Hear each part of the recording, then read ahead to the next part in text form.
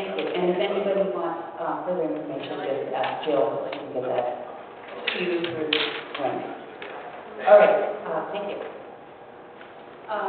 Let's see. We are on open forum, right? Thank you.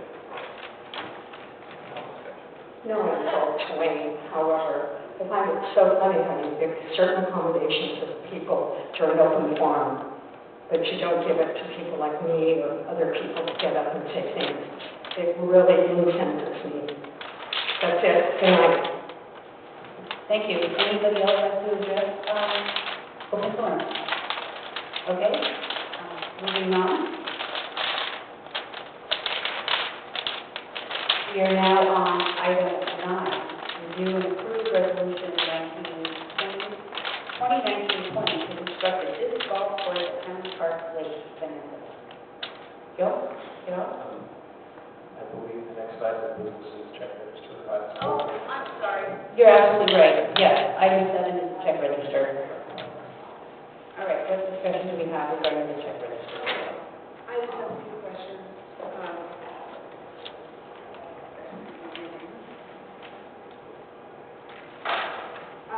I was very happy to see that the check register expenditures were a mere $306,654.66, which is more than half less for the last few months. So I was happy to see that. But I've got some questions. There seem to be some large expenditures.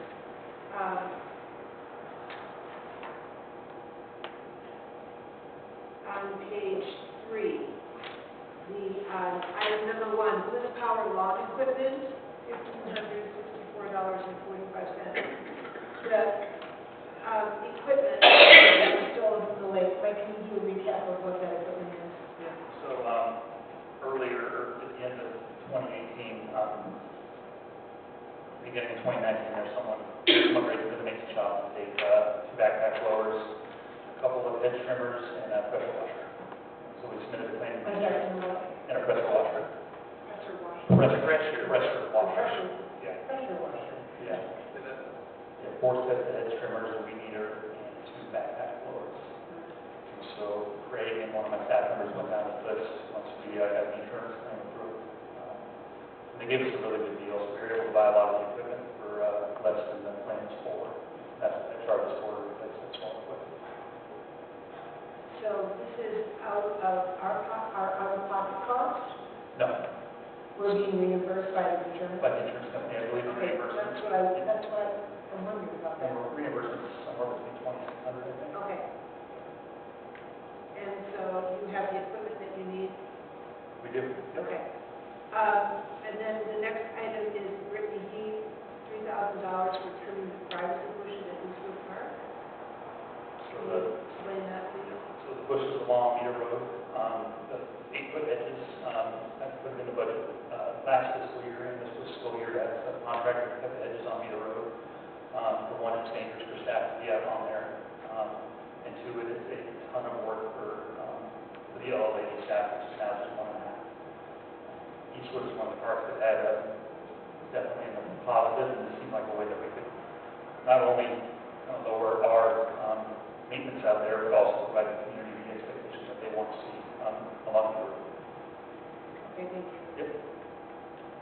You know, I think all these payments and fees and vendors. Where to go? On page 6, DSA Technologies. These are massive bills. $1,649, $5,933, $58.79, $17.97, and $26.74. These are for, well, some of them explain, they say June, July, and August for IT services. So some of it is IT services, and the other is you approved the budget for IT services, but you also approved the budget to replace with about 9 computers that were operating out of warranty and with Windows 7. Windows 7 will be unsupported. Community center, fire station, and lake. Okay, that's right. So, does everybody have what they need now? We're working on it. We're going to regroup with CSA on October 3rd. We're going to make sure everybody, some of the monitors were so old that they didn't connect with the new computers. And so we're having to, I remember that. we're going to regroup again. And so we may have to buy some more equipment, but we're well with our budget. I wish I had that much money to spend on technology. Yeah, that's insane. And then on page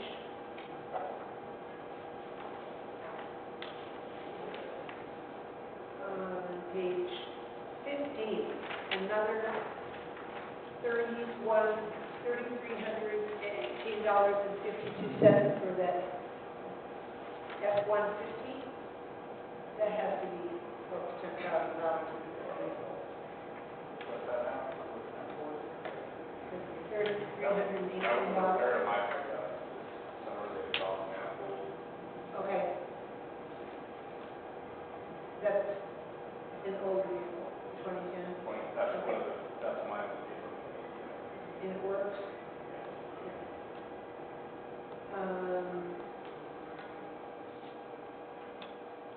I'd like to see the Budget and Admin Committee ask for an analysis of the cost of our tubing guides. We're spending, I mean, I understand it's expensive, $3,100 for the mailing, almost $5,000 for packaging and delivery. And there was another charge in here for, I think, in the next page actually, Tina Golan, for the design. Each activity guide costs about $10,000 for me from start to finish. And so it is in the budget, we're within our budget. Once we review all of our recreation programs, that this activity guide will be reviewed. That's great. We just like to see it. It's Call very it now. necessary compliments regarding this new format. It's really We just like to see a cost analysis on our return on our investment because revenue is down.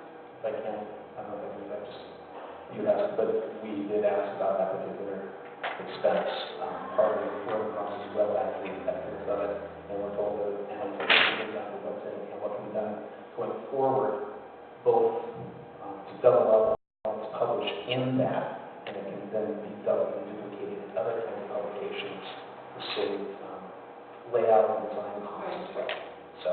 So we are asking those questions.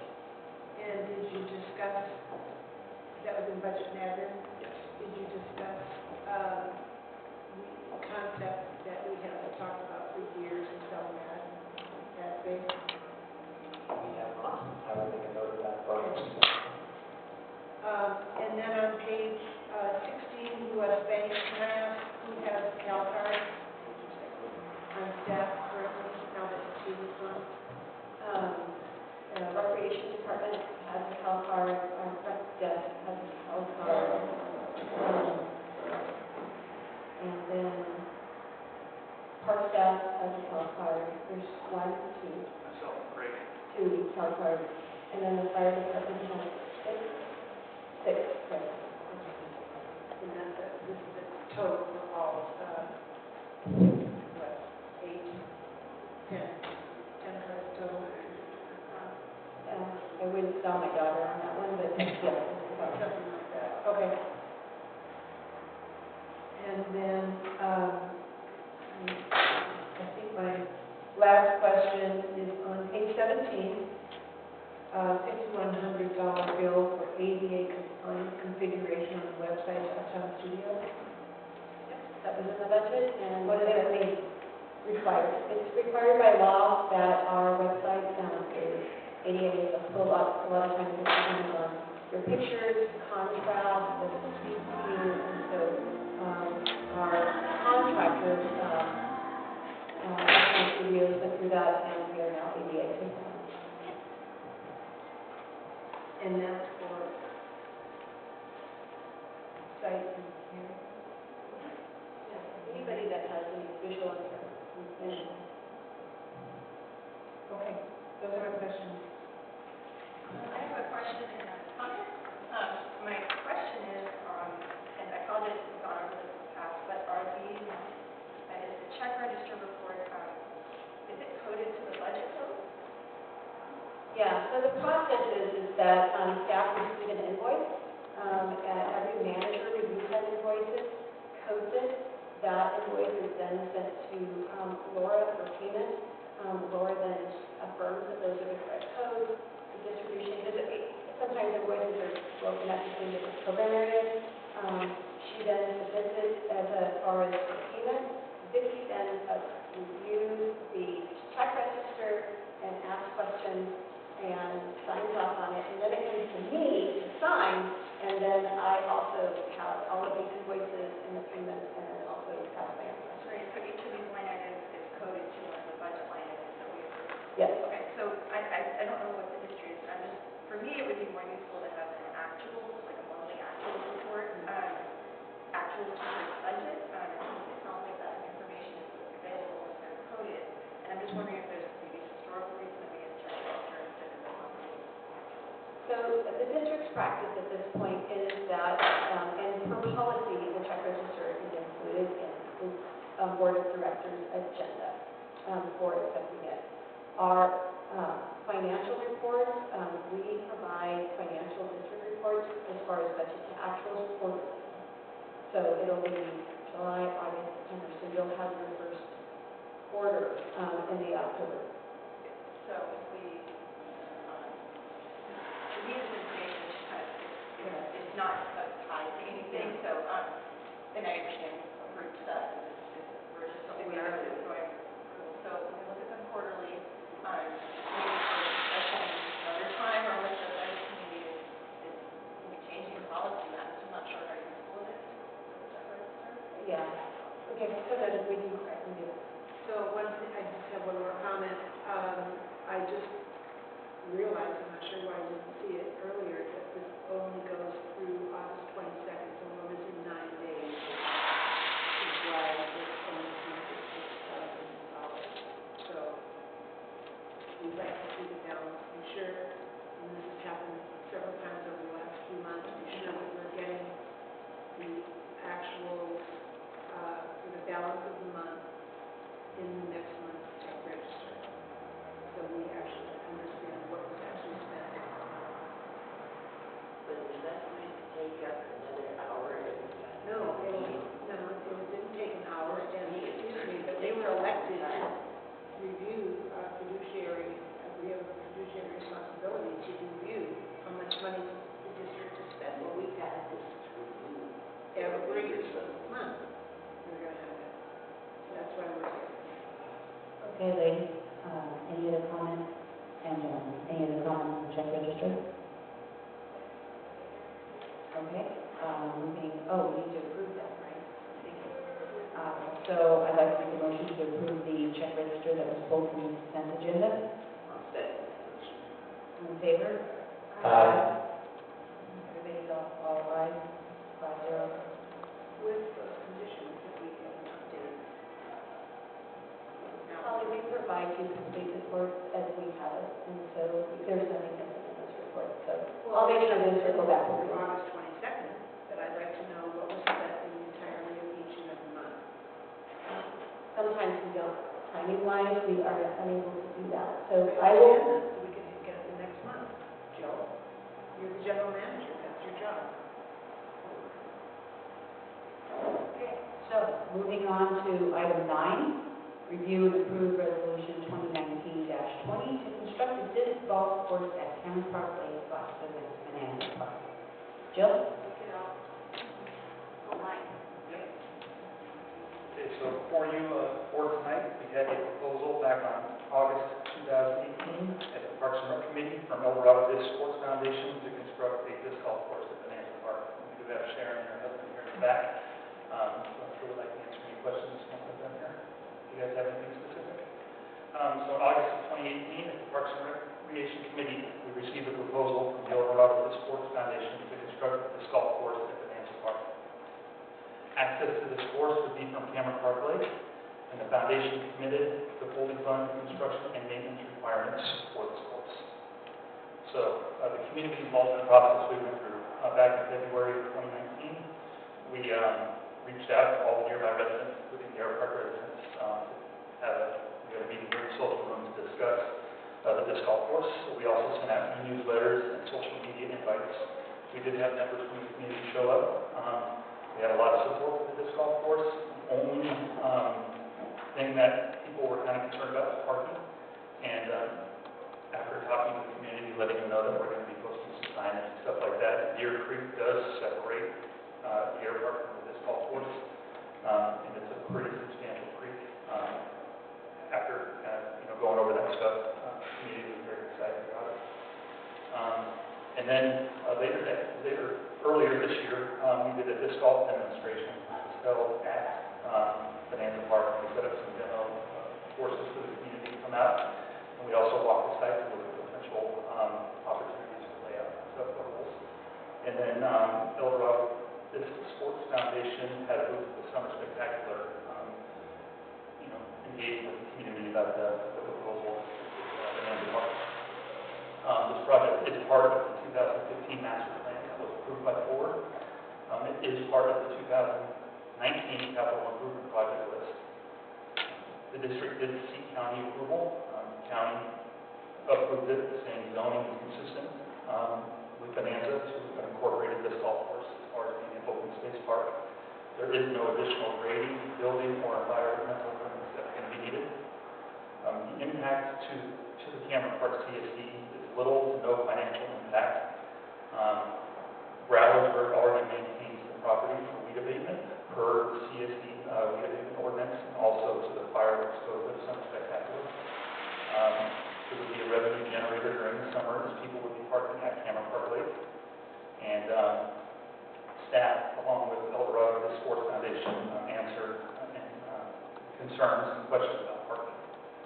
The community benefits for the project. It is a positive way to develop and allow the community to utilize an open space park.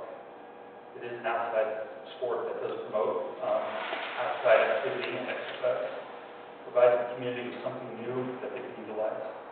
It appeals to a wide variety of age groups, and it is little to no cost to the district. So those are the highlights throughout the agenda item. You guys have any questions for myself or Sharon? Okay, Laura, do you have any questions for Matt?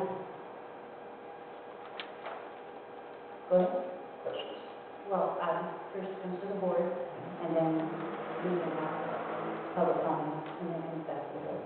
So right now, questions the board has for clarification of the item. Do you have any questions? Okay. Everybody good? All right. So public comments? Well, Sharon walked up when we introduced Sharon Apple to you.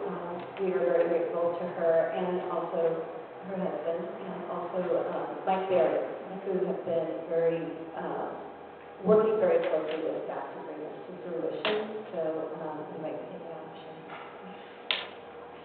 I have trouble with microphones, but fortunately I speak really loud, so everybody should be able to hear. I'm Sharon Apple, president and co-founder of Eldorado Disc Sports, also a resident of the Cameron Park area in Shingle Springs, and our organization is dedicated to bringing disc sports to communities. We install courses in public parks and public schools. Cameron Springs Middle School has a 9-hole disc golf course that they use as part of their physical education curriculum, and this year used it as a fundraiser instead of a jogathon, and raised enough money to buy their new electronic sign. So I just want to thank everybody in the community and the board. Mike, Joel, you guys have just been amazing partners to work with, and I really look forward to more activities going forward. Is there any questions for me? Just a couple of them. Well, first of all, thank you. This is wonderful. I grew up in Oroville, and Oroville incorporated a disc golf course into their Riverside Park, and it's become a wonderful piece there. And years ago, I've gone back to visit and watch that development. So I'm looking forward to that thing. I actually graduated from Los Feliz High School. I'm sorry. I mean, good. Sorry, Oral High graduate. Can't help it. That'll never stop. That's our fourth generation. But also I want to first say what a great idea this space and putting yourself into that is a wonderful thing. Thank you. So just a couple of ideas, and I know we'll be talking about this as we go. And I didn't see it in here as detailed. One of the things you mentioned was plans to raise money for charitable groups. And I was curious if you had any ideas at this point where you start with that. For the fundraising for the course? Well, not just fundraising for the course, because my impression from the piece here is that once again, there might be tournaments that would then raise money for other charitable groups. Absolutely. Do you have any groups in mind or thoughts on that? Big Brothers Big Sisters is kind of near and dear for me. So we work with them. We also work with other organizations. The Boy Scouts are involved, the Girl Scouts. We're actually looking forward to giving a merit badge for the Girl Scouts for disc golf, because the Boy Scouts have one. And the Girl Scouts have been very vocal about wanting to be a part of that. We had, on June 2nd this year, we had a River Cats Disc Golf Day, where we had 125 participants went and watched River Cats game with the Las Vegas Aviators. And after the stadium cleared out, we set up an 18-hole temporary disc golf course in Wrigley Field. It was an amazing time. But for the 3 hours before that, we had set up on the concourse, and children of all ages, adults, everybody, were just so enthusiastic about the sport. We actually ended up going to the, I always say this word wrong, Catholic Diocese Physical Education Consortium. We were invited, and we're also working with them to put temporary courses in their schools. So it's actually a wide variety of organizations.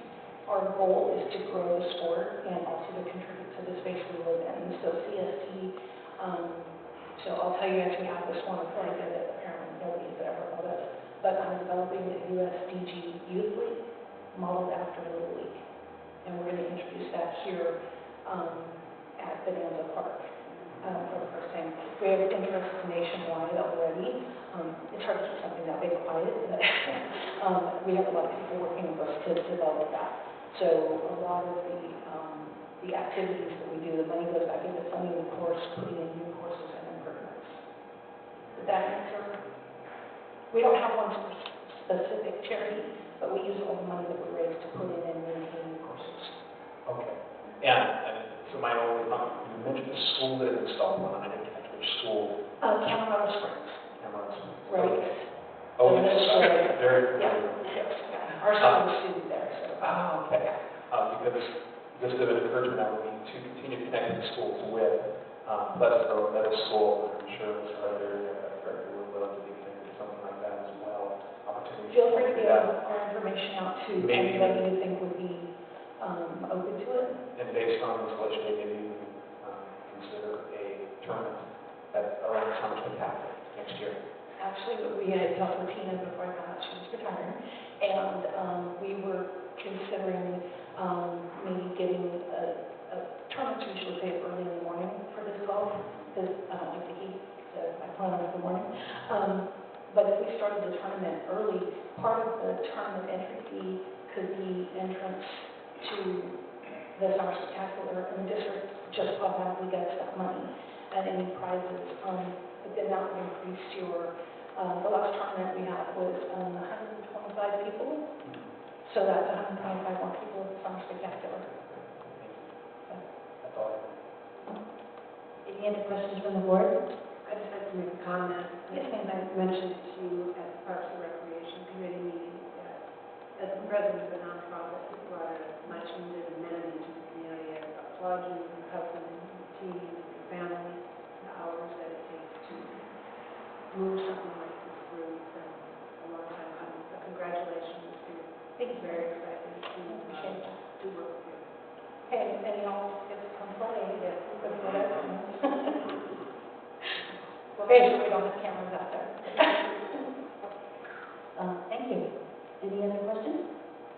Do we have a motion? I'll make a motion. I was just turning back so I get all the proper verbiage. Signing. That we approve resolution 2019-20 to instruct the cost, this cost for September parking department. And second? All in favor? Aye. Aye. 5-0. Congratulations. Thank you so much for all your work. I know it's been a while. How exciting. All right, thank you. And moving on to item 10, review and approve Park and Fire Department project priority list for grant funding. Bill? So the board approved having funding a grant writer come work at the district, and that budget included $12,000 to hire someone on contract. I really applaud the board's approval of that because I think this is the first time that we are investing strategically to pursue significant funding to help us in both our fire department and in our parks department. So I interviewed grant writers earlier this week with a community member who has background in grant writing, and there were a couple of candidates that rose to the top and were talking to them right now. One of the things that occurs when you're writing grants, especially for the state, and if you remember the CCI grant we did this, that you actually approve and authorize staff to apply for a grant.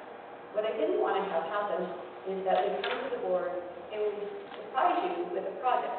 So what this is intended to do is to have the board set priorities for staff and the grant writer to pursue. It's not that we won't pursue other items, but that these are the highest priorities that we have, and we'll pursue these first, and then pursue other ones. This isn't meant to be a static document for the next 5 years. Things may come on the list or come off the list.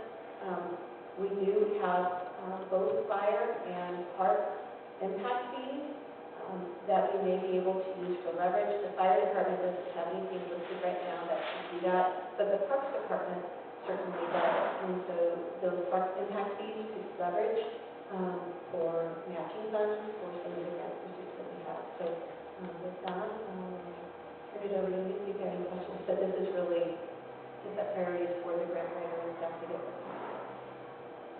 I have a question. I'm looking at the fire department list. It makes me concerned that we don't have equipment to protect our community. Is that the case? We have equipment, but it all has an expiration date, and it all has to be replaced at certain times. Okay, so you're being proactive, looking for grant funding so that these can be funded with grants instead of for. Yeah, like our radios, for example, there's new upgraded radios, and we bought a few, but there's still several more here in the district that we replace. The personal protective equipment, self-contained breathing apparatus, they all have expiration dates that need to be replaced. Okay. And probably important to note too that we're not new to the grant writing side of things for the fire. A lot of that stuff has been bought on grants over the last 27 years. One that pops into my head is our electrification equipment, the Jaws of Life. The Office of Traffic Safety was really opening grants for quite a few years. We've received quite a few of those for hundreds of thousands of dollars for that equipment. So there's a lot of that goes on. CAL FIRE actually gives grants to fire departments also to help provide the radios and some of the protective equipment, and we typically do those annually also. But grants are getting harder and harder to get, and that's why the idea of the grant writer is very important. It used to be that there were some more grants and more people applying for them. Now there's way more people applying than there are grants, and so it's definitely getting harder. So somebody who really understands the ins and outs of it, so it is a good idea. Okay, you guys are happy to have a grant writer helping you. Yeah, we've been doing them for a long time, and it's just getting harder and harder. There's a big joint grant going on right now between the county fire departments in El Dorado County and the west, in the Polk County West Slope and East Slope for self-contained breathing apparatus to upgrade those. And so the way they work now in the fire service with the federal grants is the more agencies that come together going out with them as a group, the more successful you be than going out and by yourself as an individual fire department. So the one that's in the works right now is the self-contained breathing apparatus one that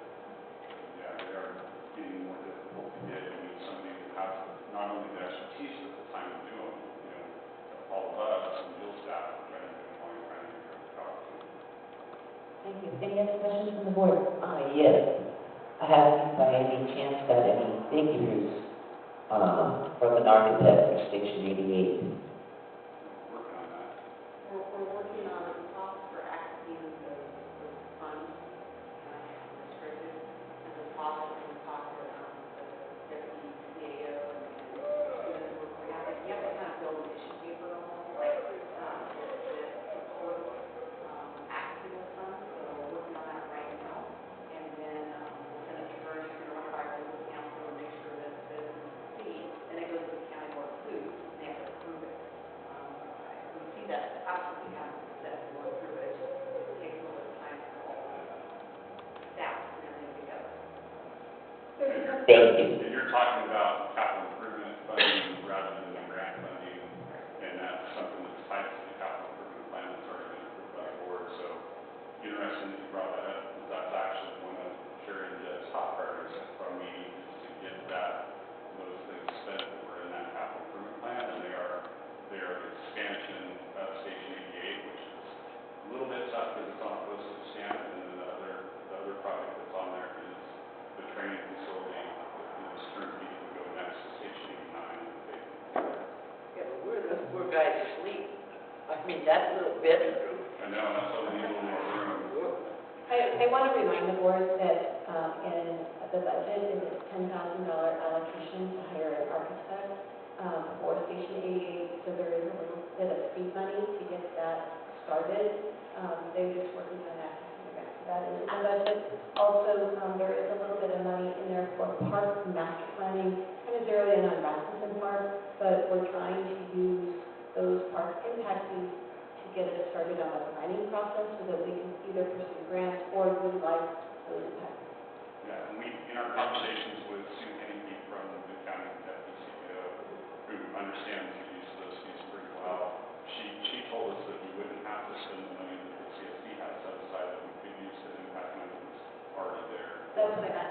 It's already budgeted, so we've budgeted for receiving and expending from the park impact. It's a budget allocation. I know that you have a county process to go through, but the board is So budget. if I just want to make sure I understand you correctly, though, that's you allocated in the budget spending $10,000 from the capital mitigation money. Yeah. So so we didn't have to come back to the board when you were ready to move forward. So it's already there as a budget. Yeah, Joe Harmon, who was here earlier, is really interested in those funds, Yes. obviously. And so us working with the county ahead of time to make sure we're doing it right is the right way to go about it. So we'll get a little bit longer as we're fit. Any other questions from the board? One point of clarification, just so that we're out there. I want to confirm that this is a priority list for the grant. This is not when the grant comes in, these expenditures is made, this equipment will be purchased. This is already equipment that will be taken care of. We are trying to find grant money to alleviate budget expenditures. So I want to make sure that's clear for us up here. This isn't once we get the grant by, it's when it's needed yet. This is to help alleviate expenditures in the budget. There's radios and medical gear we can buy right now. Right. So I want to make sure, because So we do buy a little bit of equipment each year, and that's budgeted for annually. this is getting ahead of it. The grants will help us get ahead of it, and then we've been working towards a capital replacement plan, not only for just our engines and our major equipment, but also for things like the SCBA's and radios, the things that are a major purchase. The biggest problem with the grants is if we get a grant to buy all the SCBA's, and all those SCBA's hit their shelf life at the same time, and you need another couple $100,000 to replace them. So we're trying to figure out, tied to an equipment replacement plan that is 15 to 25 years long, that we can continually pay attention to. Yeah.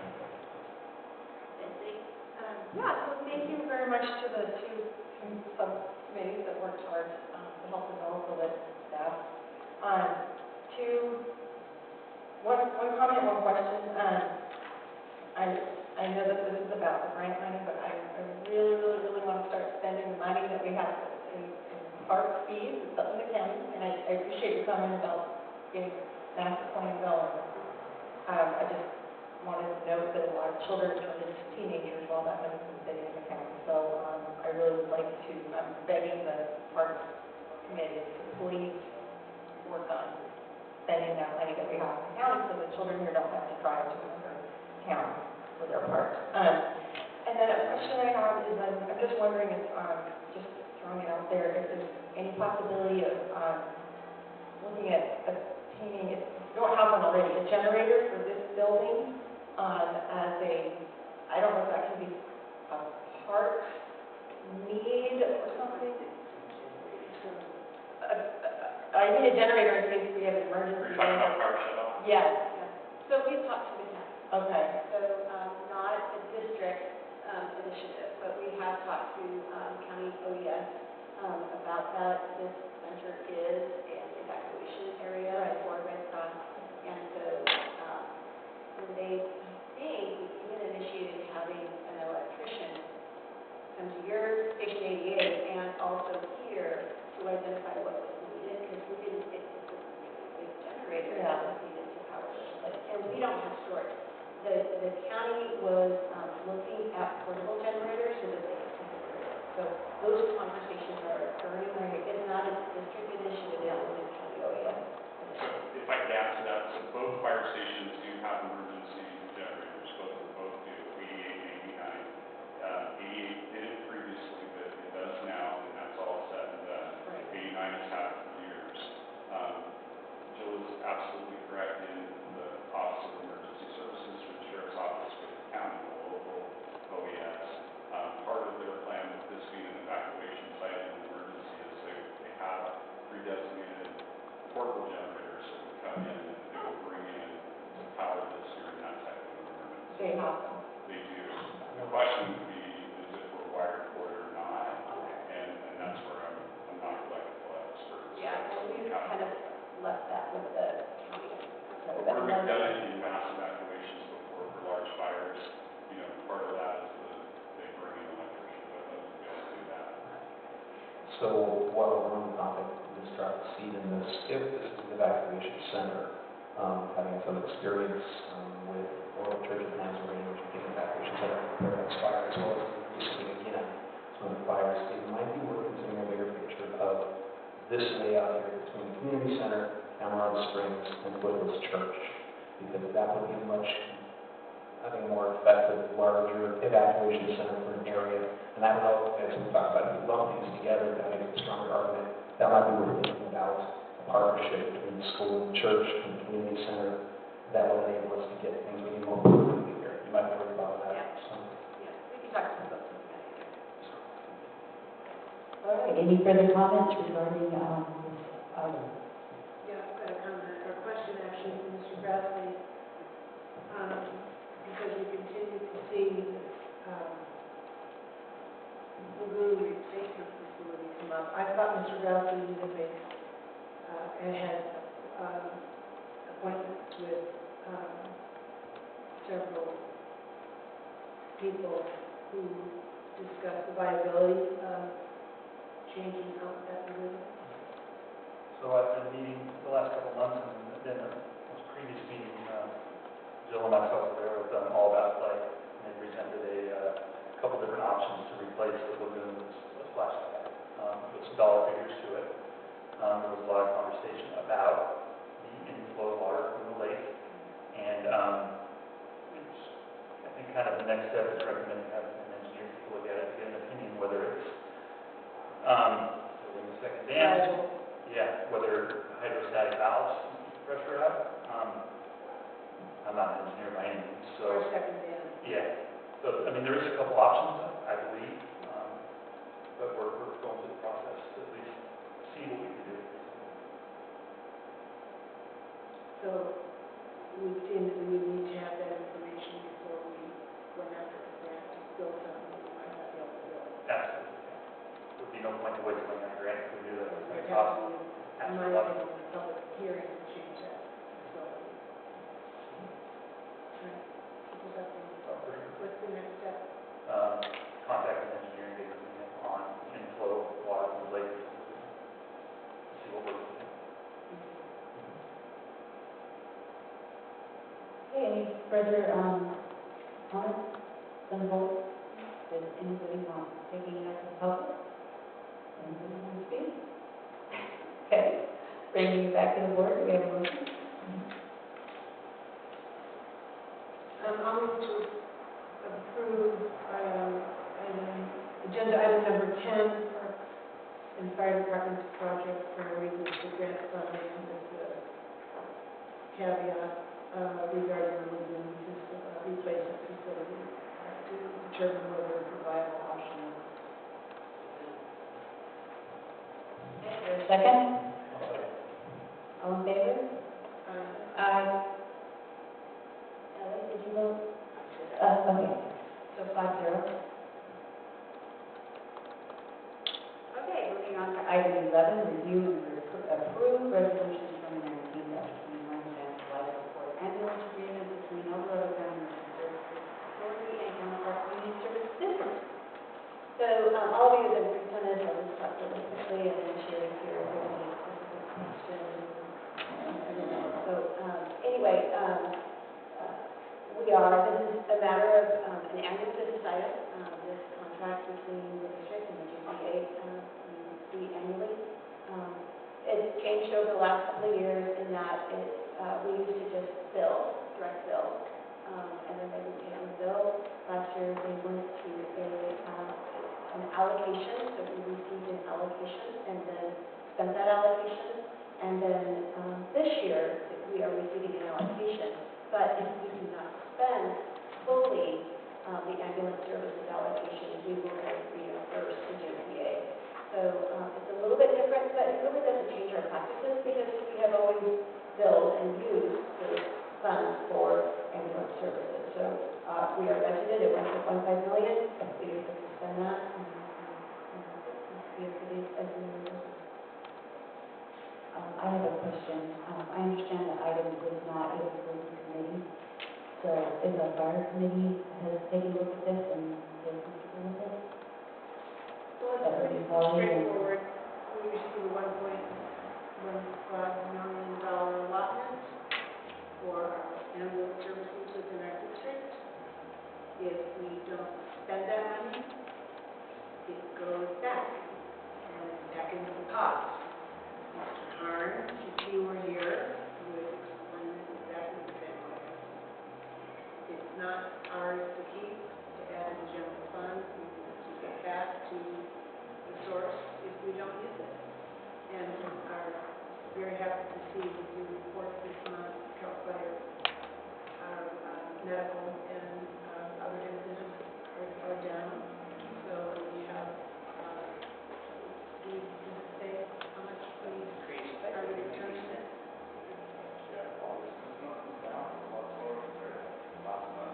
Yeah, several months. August of That's how much we 2012, return.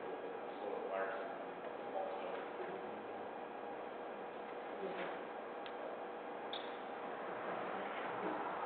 Well, actually, my question was more of the fact that it was the committee is comfortable with it. I understand what it says. I just want to make sure the committee was comfortable. Okay, good. That was my question. Yeah. So I can give you a little bit more background on this. As I actually sit on the JPA board as the JPA chair, and this is a pretty heated issue among some of the transporting districts.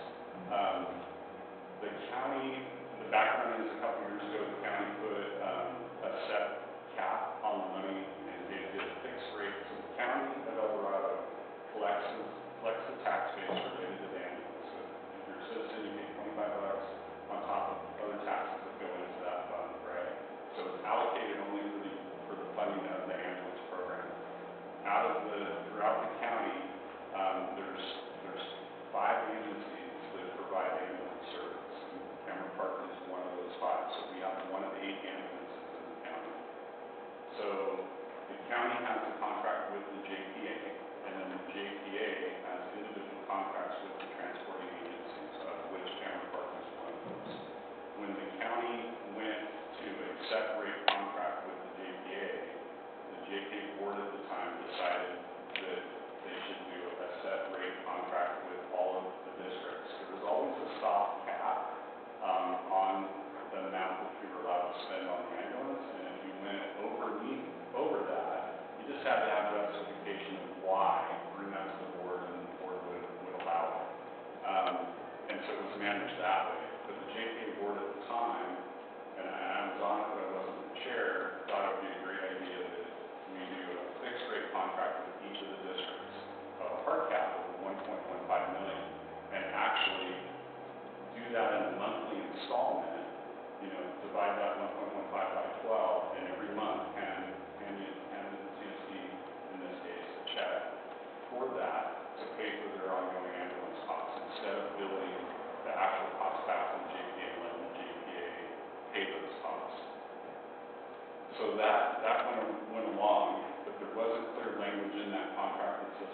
happens with that money at the end of it. And all of the districts except for one that has transporting ambulances were underneath that 1.15 million. So Joe Harn and Don Ashland County CAO basically wrote a letter to the JPA saying, hey, that is tax money, you can only use it for certain things, it can't be commingled into the fire budgets. Most of the fire districts that transport keep that money separate in a separate budget, and we track that money really well here, so we're in good shape. El Dorado County Fire Protection District lumps all that money together. This is where the big controversy is right now, if you look at any of the social media out there. But El Dorado County Fire Protection District has 4 of the ambulances, and they were around $1 million underneath that 1.15 million. And they wanted to spend that money in their fire budget.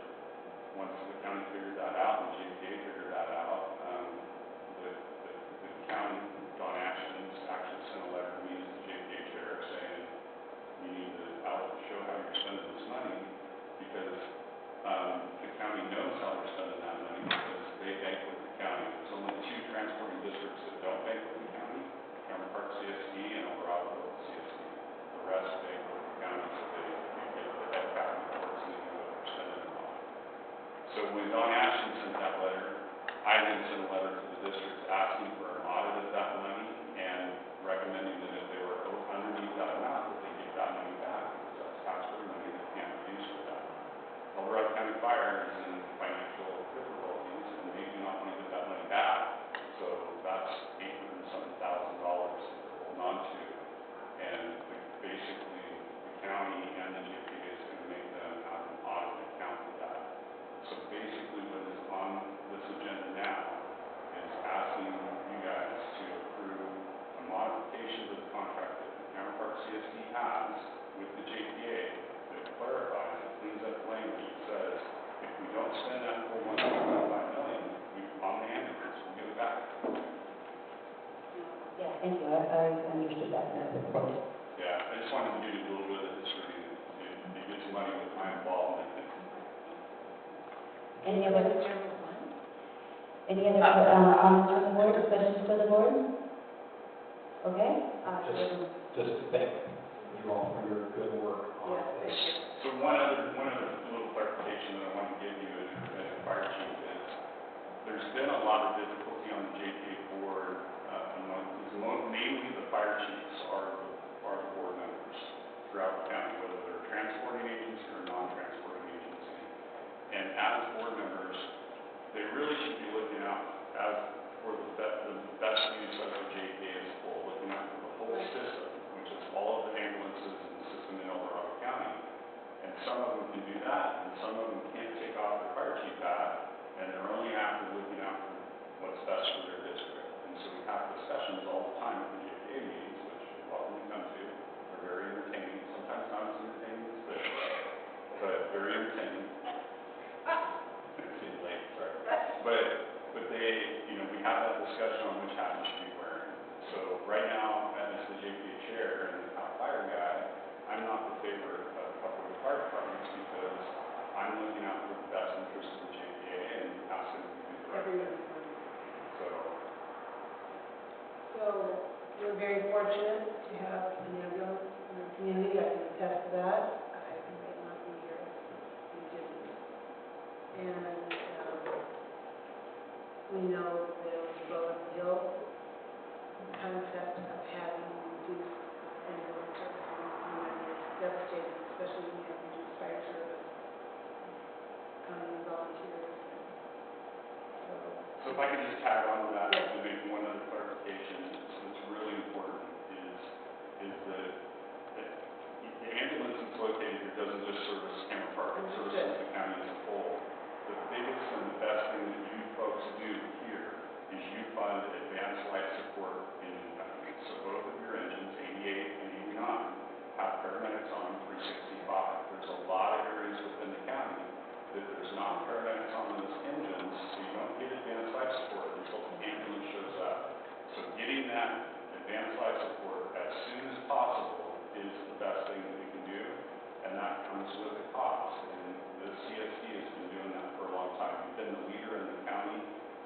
paramedics life support, based in engine counties. Because that ambulance can go anywhere. It could be in Georgetown, it could be in Paul Pines, it could be in Echo Summit, it could be in Folsom, you know. So having those paramedics on your fire engine is a huge deal. And so I applaud you for that. But that's what really makes a difference, is getting the paramedics there as soon as you can. Okay, thank you. Do we have a motion? Make a motion. Was there additional comments? Did I miss additional Just comments? go for it, I'm just ready to go. Okay, so who's making the motion? I'll move. I'd like to move to approve Resolution 2019-21, Advanced Life Support Ambulance Agreement between El Dorado County Emergency Services Authority and Franklin Park Community Service District. I'll second that. Okay, Molly, all in favor? Aye. Aye. Okay, 5-0. Great, thank you. Thank you for doing the right thing. Let's we try to do that. It's crazy how much difference you're trying to do.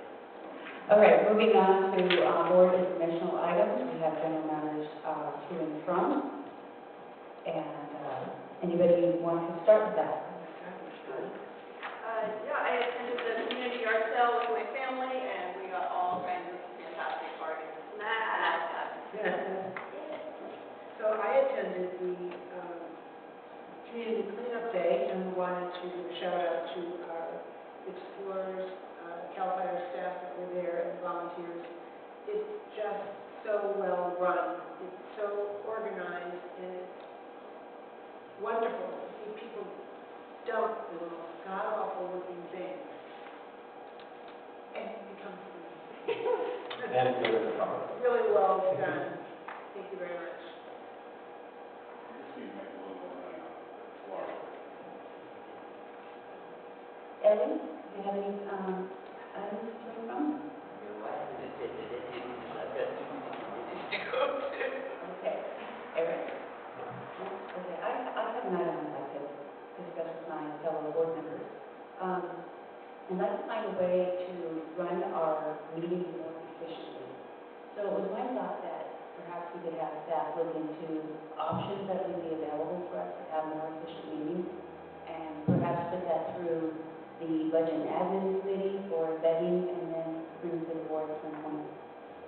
That sounds like a very good idea. Okay? I really appreciate it. And again, I really want to encourage people who live here and who have families and have day jobs to participate as joint as members of the public or running for the board or being on committees. And I think that's really essential that we are able to accommodate folks like that in that position. My concern is the same as was voiced by Ms. Rogers. I'm trying to move through items too quickly, items that are vetted fully. You can't put a time limit if you are unable to serve and take the time that it needs, no matter what the hour may be, then you shouldn't be on the board. We have too much work to do. We have a budget to balance. And we've got two meetings going on. You need to say, okay, this has to be done in an hour. This has to be done in 2 hours. That's not how it works. About 3 hours. Whatever it takes. Well, my intention with this is not to, everyone is committed to our job and take the time that we need to do so. The point here is to be efficient about it. We need to take the time, that's why we've been asked that. And if you have ideas, turn them over to staff and let them go through, we'll go through committee and bring it to the board. So I don't know what those would look like, but I think it's important that we investigate so that we can engage more of our community and not, and still take the time that we need, just do it efficiently. I think that a lot of what we stumble over is the management of the actual meeting itself. And having sat on the board for so many years, that's how I learned how to do it. You know, when it's my turn to speak, when it's your turn to speak, when it's the audience's turn to speak. There's an ebb and flow, and we seem to kind of start and stop. So I really urge our fellow board members to pay attention how it runs, and to, so that when it's your turn, you're a little more comfortable. It's a lot, it's daunting. There's so much going on, there's so many moving parts, and you've got legal counsel, and you've got an admin, and general manager, and board, and all the people out there, and it's a lot of work. And the microphones not working don't help. So that's two items that could help us to move through these meetings more efficiently. Educate board members on how to put our processes and making sure our microphones work. Okay, Spend more time. add that to our list. Okay, so any other comments regarding that? The only other comment I would have to that is to include in any recommendations for how to best interact with the public, handle comments. There is a history, as we all know, of strike extension and all that. We want to hear what the public has to say. There is an appropriate way to do that, and an inappropriate way to do that. It would be good for not just us now, but for the future, any presidential leaders on the board to have guidelines for how to guide open forum public discussion so that we encourage the public to speak, but also guide that so that it's appropriate for this venue and for the efficient people.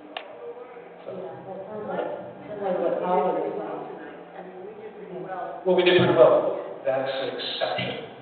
Yeah. That's what my experience over the last 2 years has been. The board president has to manage the meeting. Correct. So, Okay. so clear guidelines. For instance, what is equivocal, what is allowed and not allowed in public speech from the audience?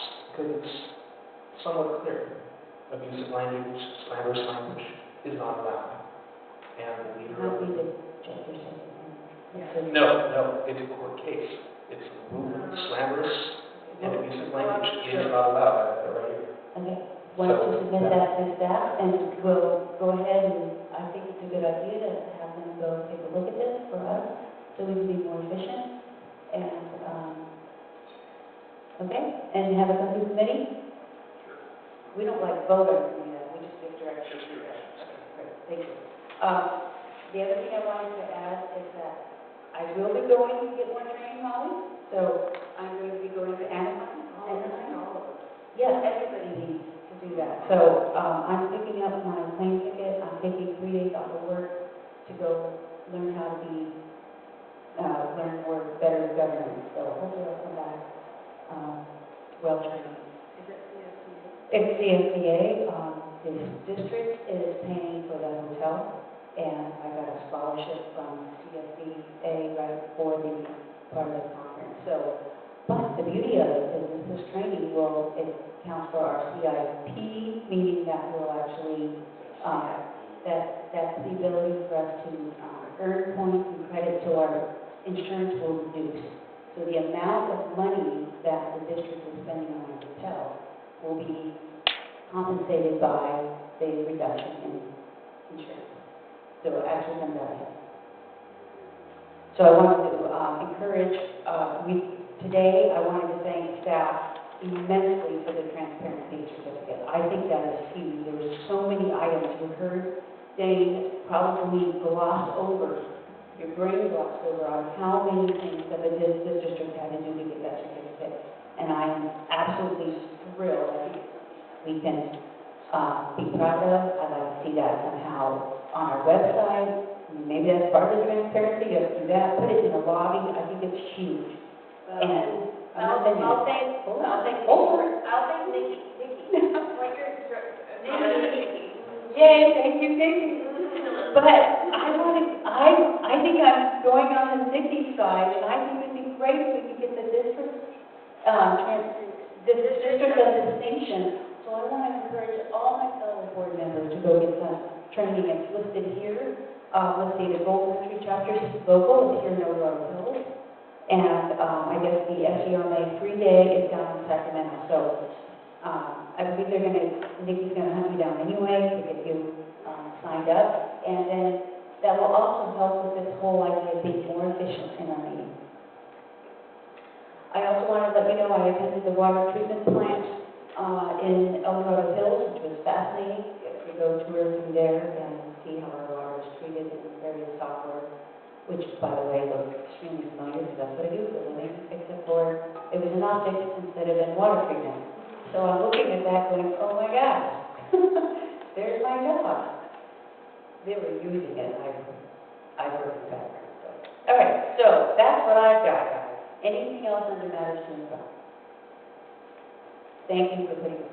Okay, last one, I have to. Well, that was a ton of fun. It's been entertaining. It's been very entertaining. I wish more people would come up to the meetings. The main item that we had under consideration for the August 28th ASCO Commission meeting was to consider and provide direction to staff on LASCO initiating the consolidation of Garden Valley, Georgetown, and Mosquito fire protection districts. So you can imagine how much fun that was. All the fire chiefs of the region were in attendance, and everyone was pretty much on their best behavior. I was very happy to see that because it's quite contentious. There's a lot of money involved, there's egos involved, there's jobs involved.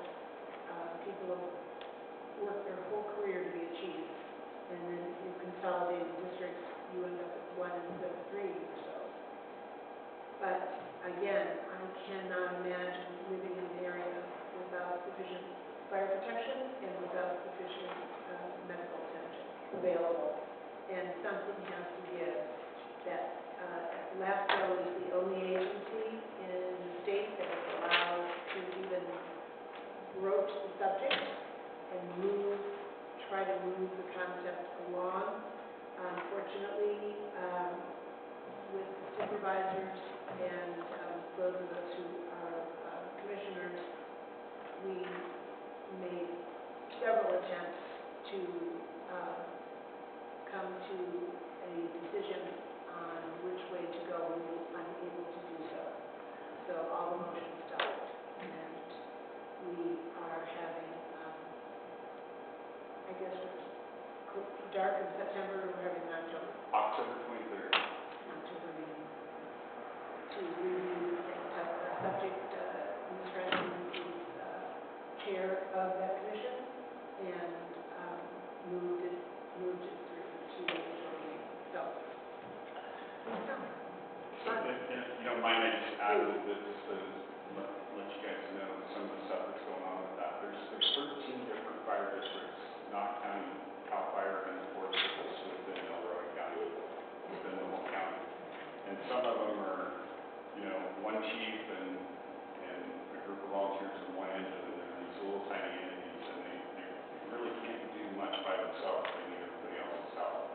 And kind of the way that the whole county is set up, we work together to help each other, all of us.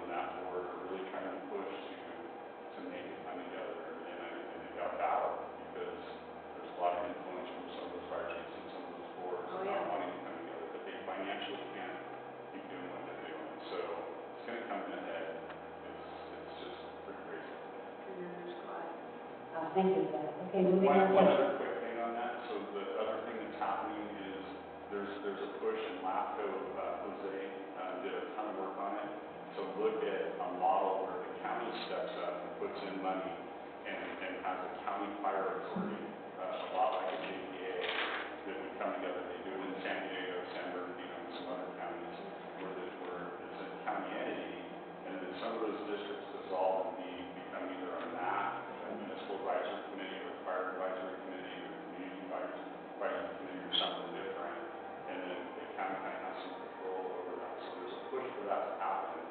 If that happens, that could very well benefit County Park in making your cost for fire services go down because of the bigger picture.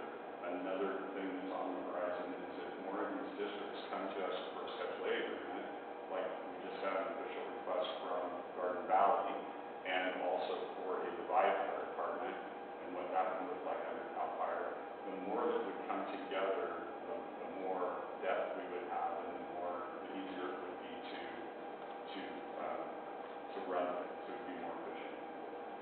So as things come up, you keep apprised of those because there could be some ways to save some money. Always looking for that, thank you. Okay, moving on to item 14. Moving on to item 14, committee reports. I guess that starts with me, budget and admin. And see, we didn't bring a whole lot forward today. Let's see, the exciting thing is talking about setting up a district for a 5-year strategic plan, and we discussed that. We also will be looking over job descriptions and wage scale. That one comes for Lisa, I'd love to read that. And we discussed our district of distinction, which we already discussed. And we're looking forward to getting budget and actual, and actually looking at getting a reserve policy in place. So we've got some other exciting things coming through the budget and but nothing for you to look at. That's my update. DCNRs? So mine, in listening to I have a question on your comment.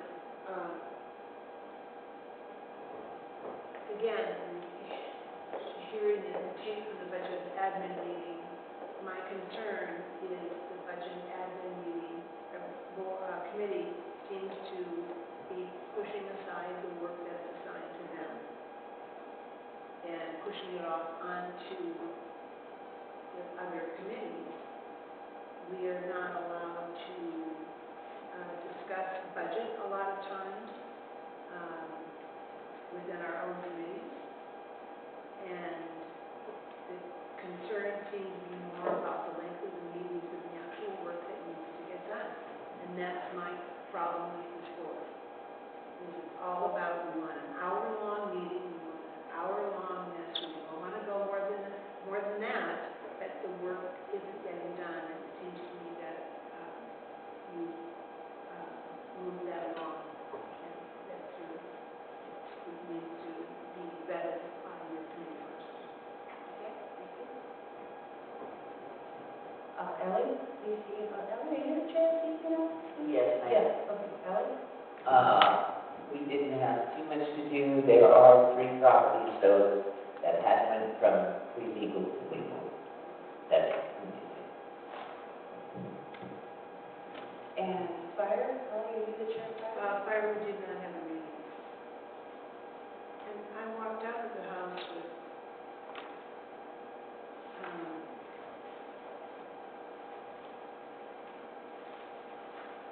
my Park and Recreation Committee file. I don't have it. Somebody might have picked it up from the letters. So Parks and Recreation from the Monday, September 9th committee meetings, we reviewed we had actually had a summer spectacular workshop. We had tremendous attendance at that meeting. I know Director Sylvia was very pleased to have actual residents who actually really cared. We had a vendor who attended to give his point of view. There was conversation about reducing the hours, extending the hours, what would be available for the public to participate in. Lots of conversation about what used to be, what we used to have, why it was longer, better, too much, not enough. And I have to say that one of the main ideas that came out of, and this is something that's been talked about in this community for many, many, many years, is how to fund this iconic event that our district hosts, having its 20th anniversary. And one of the ideas is how, as we've talked about again for years, how do you capture the people who don't come to the event itself? How do you get them to participate financially? And one of the ideas that was brought forward was to sell a firework, so that if they cost, let's say, $100 each, with a 30-minute show, it costs $20,000, they're approximately $100 a piece. This board, the 5 of us, could each donate $20, and we could have the 10th firework in the John Philip Sousa song. So people were very excited about that. It was really actually kind of interesting. It's tough to go out to the community to ask for money, but we've got thousands of people who sit up and kneel and watch this event and don't pay a dime. And people would, I think, would like to contribute, and that seems to be the consensus. People would like to help pay for it.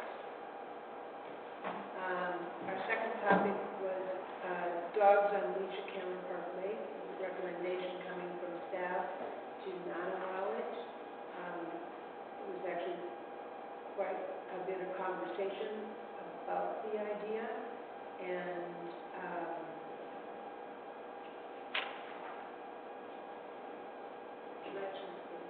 direction, and that was just how we left it, direction given to staff to continue to Find someone to organize, on anybody? not having staff being involved, how to self-monitor. I brought up that at the dog park, there's no one there monitoring it, and so it would just be a learning curve. We talked about limiting the days to hours or months when the geese were, waterfowl were having their, laying their eggs, and, to limit the time. So they can. So, but to possibly do a trial of a day a month, a day a week, something like that, to just see what the impact would be because of the animals that were there. With all due respect, did we move this along so that it? Move along as we need to. No, there are 5 directors. And I'm on item number 3 of 6. State park operations, there was a meeting that was held with staff, inviting the community and the skateboarders in. We've had some current issues, kind of the same thing, bringing in appropriate gear into the park, and we came to a conversation, and that Chief Superintendent Kress would work with staff and more of a presence out there, and see how that would work to help guide our skaters to better behavior. We reviewed the recommended bikeway and sidewalk maps from the El Dorado County Transportation Commission. Very exciting. Again, I'm not sure where my packet is, but I brought one of those. I brought 2 of the maps. They're quite amazing. There's quite a bit of work that's been done by the County Transportation Commission. And the rest were oral updates. Thank you. Thank you, Molly. All right, we are solar energy ad hoc. I don't believe we did not meet. Want to go ahead, Derek? We've got to do on these, but there is, you're in the RFP process right now. We have 6 proposals, and we're simply waiting to hear back from a few of the committee, a couple of committee members with their rankings. Once that is done, then the general manager, and myself will have a conversation about proceeding next in terms of setting up interviews and how many there will be. Our desire was to make this happen so that we can bring something to the board in October. We're still hopeful, however, that also always depends on people's schedules and committee members and such. So, if we can, we will. If not, it will have to be November before we can bring that back. Great, thank you very much. We can now ask for any public comment regarding our closed session item. Seeing none,